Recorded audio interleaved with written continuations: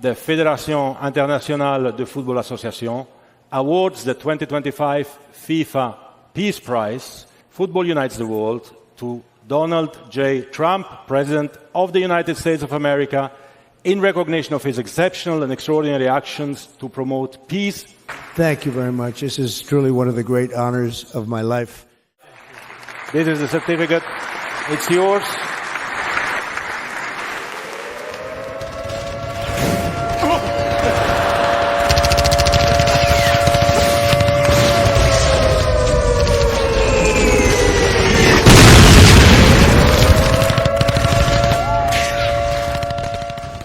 Good day, this is Dimitri Lascaris coming to you from Kalamata, Greece, for Reason to Resist on June 25th, 2026. What you just saw was a video compiled by organizers of a boycott of the 2026 World Cup, which is currently taking place in the United States, Mexico, and Canada. Before the World Cup began earlier this month, one of those organizers approached me and asked me to participate in the boycott. And although I am a lifelong fan of football and have never missed a World Cup, I did not hesitate to accept her invitation. After all, what could be more offensive to people of conscience than FIFA's decision to grant a peace prize to the genocidal mass murderer, Donald Trump? Now here to discuss this with us is Eric Sheehan. Eric is an organizer with the Anti-Fascist Football Coalition and with No Olympics LA. Thank you very much for joining us today, Eric. Thanks so much for having me, Dimitri. So, Eric, why don't you start by telling us why people should support the boycott of this year's World Cup?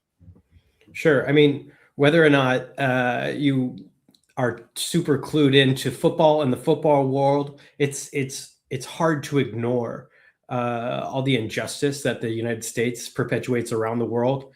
And it's hard to ignore the injustice that's happening within the tournament itself, with many African teams having problems getting their supporters, players, coaching staff into the country, into the belly of the beast. It's clear as day from ticket prices and all these other things that these games have been co-opted by rampant capitalists who don't have our best interests in mind. So we're calling for a boycott of the games. We don't want FIFA to have all of the good vibes that come with hosting these games and all of the money that comes with it. And we don't want the US and Donald Trump to have the esteem that comes with hosting these historic tournaments. Now, although I have been studiously avoiding watching televised matches of the World Cup, again, the first time in my life I've ever done that. And I nonetheless have seen a lot of inspiring footage circulating on social media of fans showing their solidarity with the Palestinian people during this ongoing genocide. And I think a particularly honorable mention, and I don't mean to exclude anybody, any of the solidarity activists who've done this, but the Bosnian fans have really been extraordinary. Here's a video of them expressing their solidarity with Palestinians in Seattle. Palestina! Palestina! Palestina! Palestina!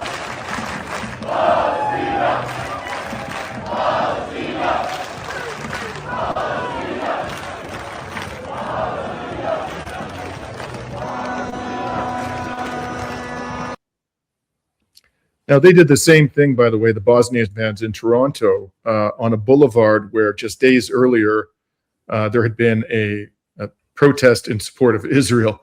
A lot of people commented that sort of cleansed the conscience of the city of Toronto.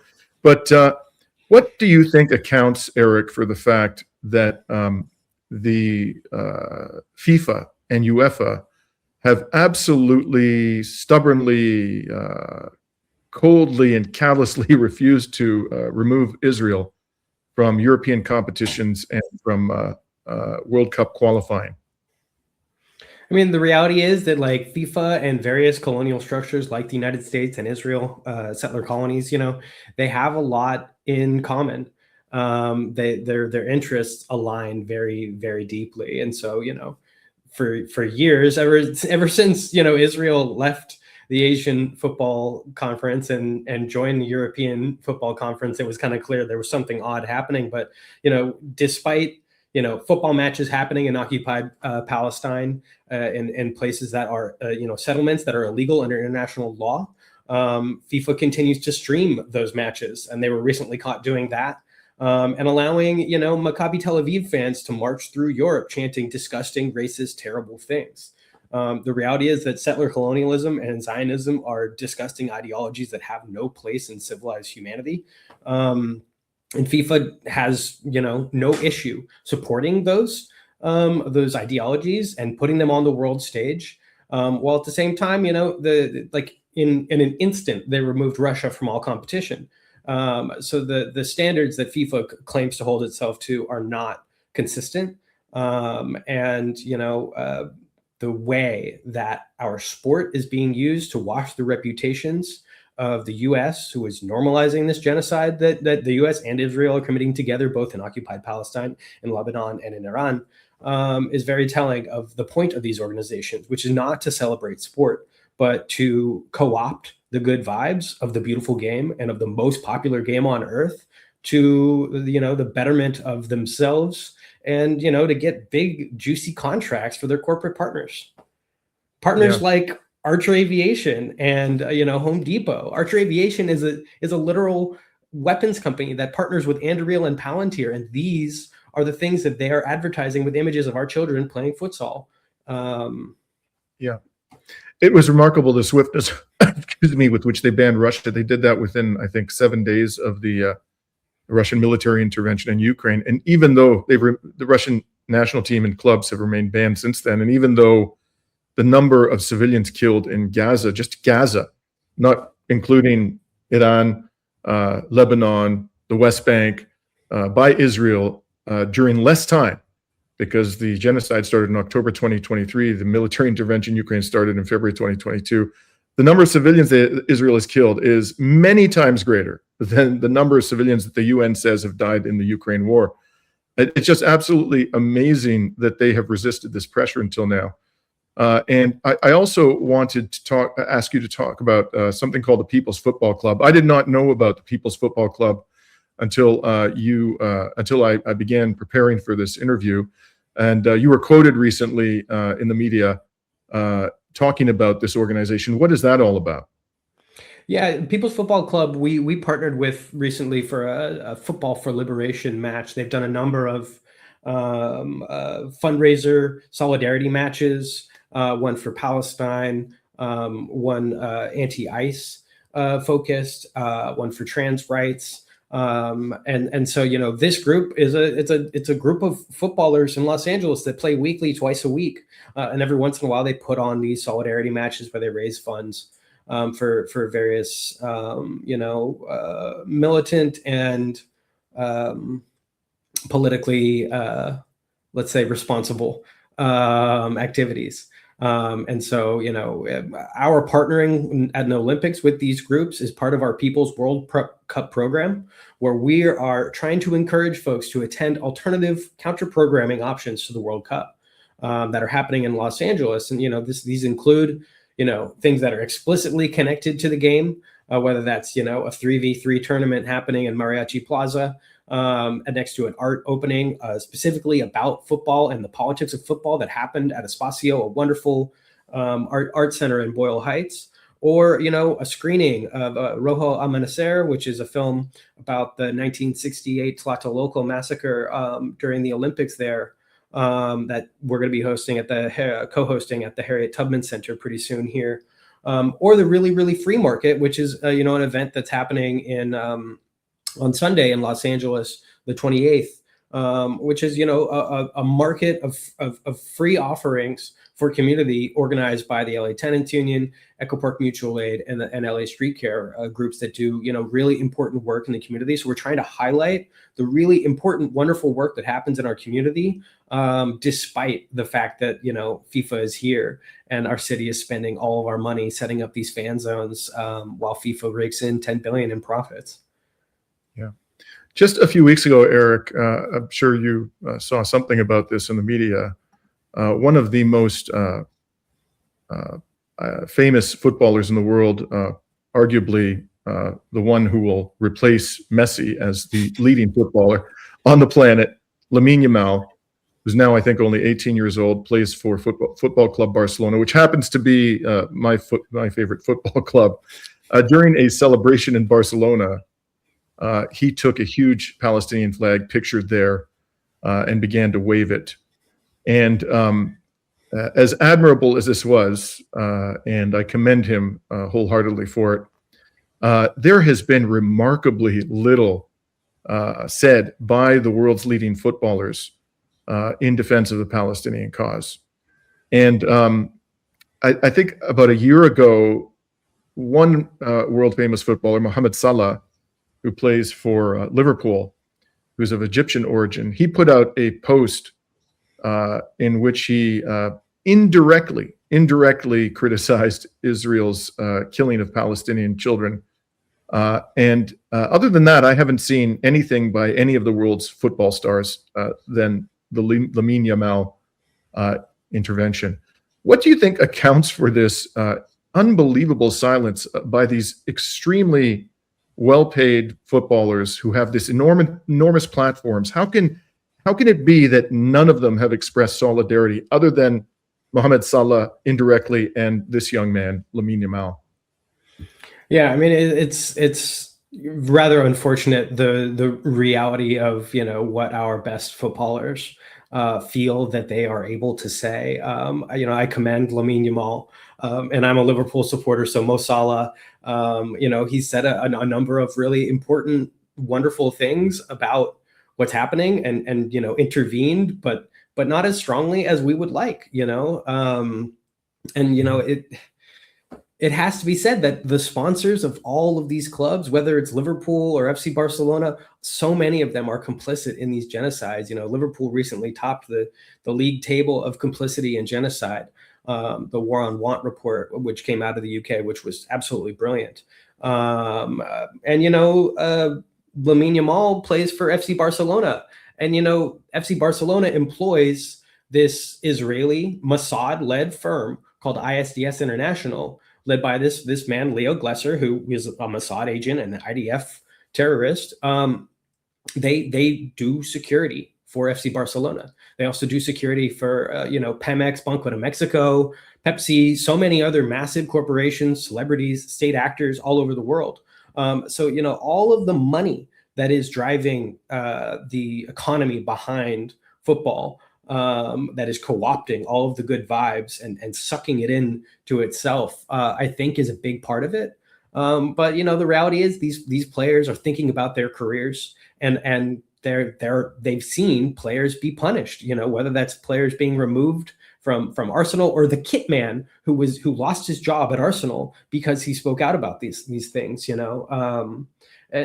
I don't want to give them any break, though. They have millions of dollars and the opportunity to make a big splash with their popularity and voice, and we should be demanding more from them all. We should indeed. Now, on the other side of the coin, we had the rather disgraceful scene of both Ronaldo and Cristiano Ronaldo and Lionel Messi within the past few months going to the White House and warmly shaking the hand of a president who has the blood of countless innocents on his hands. Let me see if I can find. Yes, there it is. This is on the website of the White House, and you can see here Cristiano Ronaldo smiling from ear to ear like a Cheshire cat, getting the tour of the facility from none other than the Donald himself.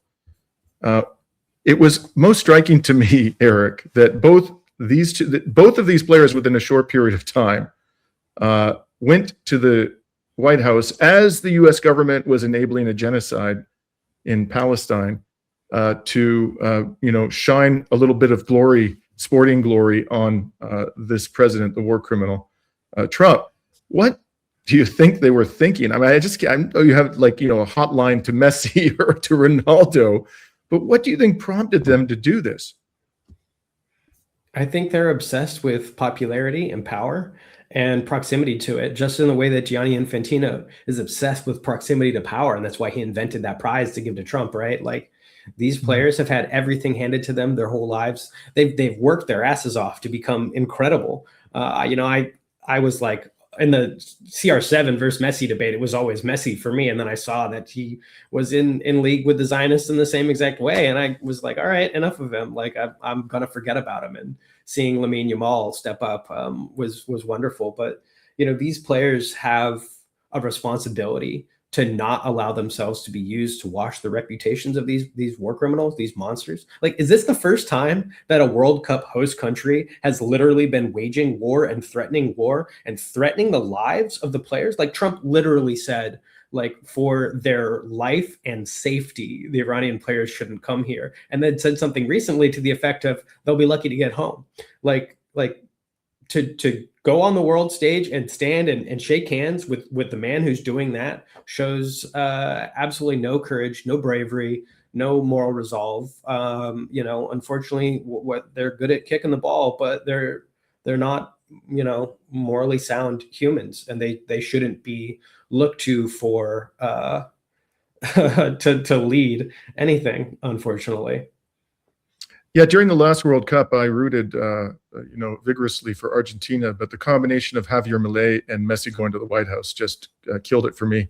So even if I weren't boycotting the World Cup, I'd be rooting for Spain, and certainly not for Argentina this time around. I'm glad you mentioned Iran. The Iranian National Football Federation was actually obliged to file a complaint about the way that it was being treated. Filed a complaint with FIFA. The national team had planned to go to Los Angeles 2 days prior to its match with Belgium, but this was opposed, and it was announced that the match against New Zealand, the country, in regard to the match against New Zealand, the country's national team could only enter the United States 1 day before the game. And I understand they've slightly relaxed the restrictions they were placing on the Iranian team. How has the Iranian team, I believe they were in Los Angeles, how were they greeted there? They were greeted very poorly during the first match. Unfortunately, one of the first things they saw as their bus pulled into their training center was a bunch of monarchist, pro-Israel Iranians. And, the reality is there's a large community here in Los Angeles that are violent fascists. And, we saw that action and said, we're not going to let that happen. So a group of us got together, No Olympics LA, Black Alliance for Peace Southern California, Black Alliance for Just Immigration, the National Iranian American Council, and Jewish Voice for Peace, all got together and planned an action of solidarity, a vigil for the victims of Manab, to show the Iranian national team and Iranians and the world all over that, like, LA actually does not fuck with fascism, and we are not going to welcome fascism into our stadiums and into our game. But what we saw both during the first game and the second game was these monarchists were out in numbers, and they were disgusting and violent. They were shouting at us all sorts of obscenities. They chased down one of the members of our organization after they left. They chased him down and spit on him for holding the flag of the Iranian state. They were holding this flag drives me up a wall. They had a flag that blended the U.S. flag, the Israeli flag, and the Iranian Shah flag, all three together. And that, I think, perfectly encapsulates what these people represent, which is nothing of any moral character. Indeed. I couldn't have said it better myself. And I do think we should give a shout out to Mexico, which has so warmly greeted the Iranian National Football Club. Now, finally, Eric, other than avoiding spending a single dime on World Cup tickets, how can people support the World Cup boycott? Yeah, I mean, illegally stream the games any way that you can. Watch them in a bar, whatever it is. If you're a football head like me, you're going to watch. So find a way to not give them money. Don't buy merch in their fan zones. But more importantly, like, find the groups in your community that are working on this and get involved with them. There are so many movements and organizations doing incredible work. And as part of the Anti-Fascist Football Coalition, I've been honored to, get to know so many groups in all 11 US host cities, and also in Vancouver and Toronto and Mexico City, that are doing incredible, important work, both about FIFA and these games, but also about, all the issues that people are facing, that, our countries would rather spend their time and energy hosting these big mega event spectacles than supporting us in various ways that we need to. So, whether we're talking about, very serious concerns like murdered and missing Indigenous peoples in all 3 settler colonial states that are hosting these games, or more localized issues like, ICE cracking down and kidnapping people in our communities here in Los Angeles and throughout the US, or just the fact that, like, all the fan zones that are happening in Los Angeles, they're being funded by our tax dollars, by money that could be going to fixing our sidewalks, fixing our streetlights, to community programs, to making our community safer. 7 unhoused people die every day in Los Angeles. 7. And at the same time, we're hosting the World Cup, and we're spending our money so that we can have big inflatable slides next to giant LED walls in Echo Park. And so instead of, supporting those things and going to those events, like, get active in your community, make sure people understand these contradictions, and find an organization that is doing something that you fuck with, and go help them do it. Thank you very much, Eric. It's been a pleasure speaking to you today. And again, I'm going to, I can't restrain myself. Go Spain, go Lamine Yamal. Well, I was all in for Senegal. It's not looking so good for them. So I'm all in for Iran. I'm all in for Egypt. I'm all in for all the anti-colonial struggles. Every nation that is fighting European colonialism, I'm behind them when watching the matches. So yeah. Absolutely. But Absolutely. Take care, Eric. Thank you so much for having me, Dimitri. Take care. Bye-bye.